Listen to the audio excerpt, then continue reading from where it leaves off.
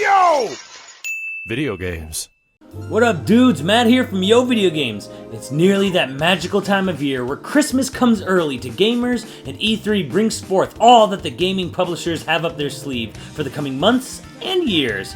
As is usual for anyone with a vested interest in video games, it's time I make my predictions on what the big three first-party studios will be announcing and showing off at the show next month. Now, I don't work for any publisher, and this will mostly be tales from my ass, but I have been around quite a few E3s over the years, and I'd like to think I can at least bring you a moderately educated guess on what will happen. So with that out of the way, let's get to it. Microsoft. At this point, it is abundantly clear that the Xbone will never catch up to the PS4, and some have rumored that an upgraded model is coming to beef up some internal specs. While I'm not entirely sure on specifics, I do believe that either an Xbox Slim or an incremental upgraded console will definitely be shown.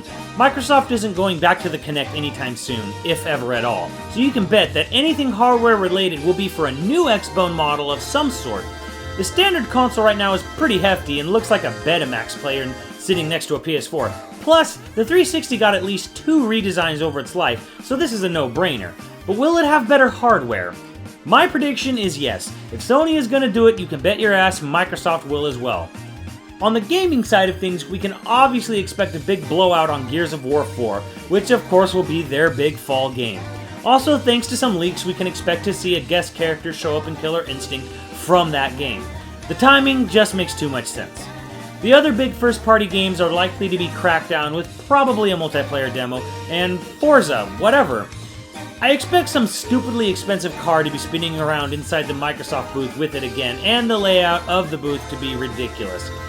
Another big blowout will also be Rare's Sea of Thieves. By this point in time, combined with the contest they recently had, it's definitely going to be ready to show and play.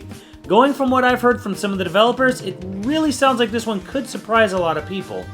I also think that because of the success of Ori, that we might get another update on Cuphead, seeing as small indie titles can make a huge splash, and it would make me pretty happy just to see more of it in general. Scalebound will be there in some capacity, however I'm iffy on a playable build. Platinum Games was very transparent back in January this year and let everyone know it would not release in 2016. Also, going by many first-hand accounts, I suspect that Platinum Games will never work with Microsoft again, as I'm sure their corporate culture will not likely gel with legendary director Hideki Kamiya.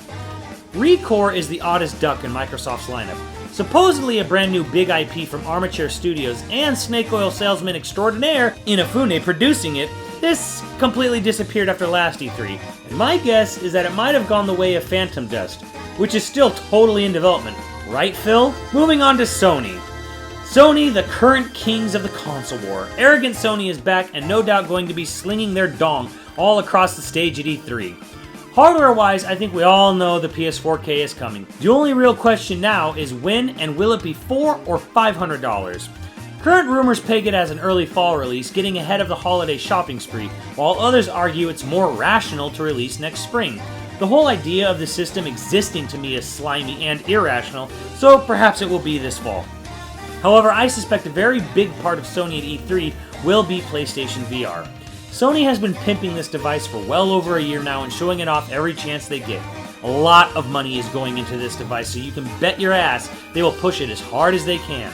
The biggest question will be what the launch lineup is. Without a Mario 64 or a Wii Sports, it might be hard for the device to catch on the way Sony hopes it will. Still, it's got a lot of momentum and at least curiosity from hardcore to mainstream, so there's bound to be at least one gem in its launch lineup.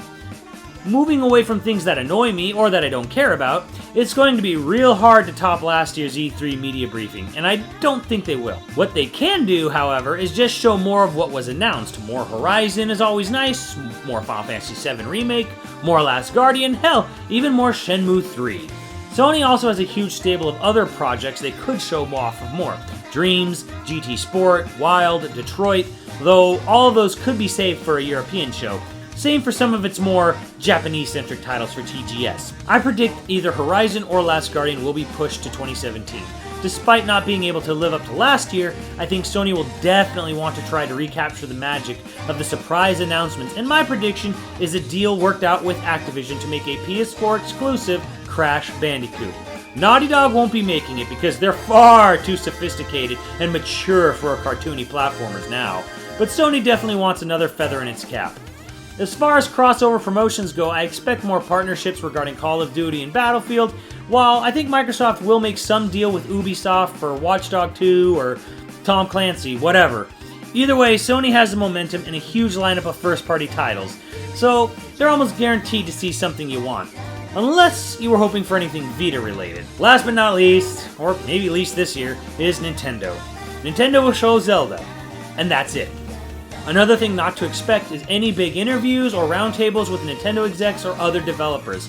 I expect nobody from Japan is even coming to E3 this year, besides Aonuma, and I doubt even Miyamoto will make the trip.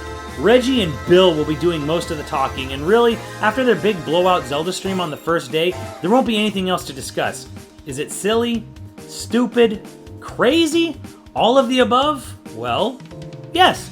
The NX will be launching a mere 9 months from the end of the show, and nobody's seen it, knows anything about it, its games, its price, controller, anything at all really.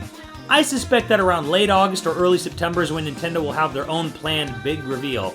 The best we can hope for is some information to slip out this E3 regarding the Zelda NX version. So that's all I got for my E3 2016 first party predictions. Let me know what your predictions are in the comments below, and I'll see you around the channel. Later, dudes!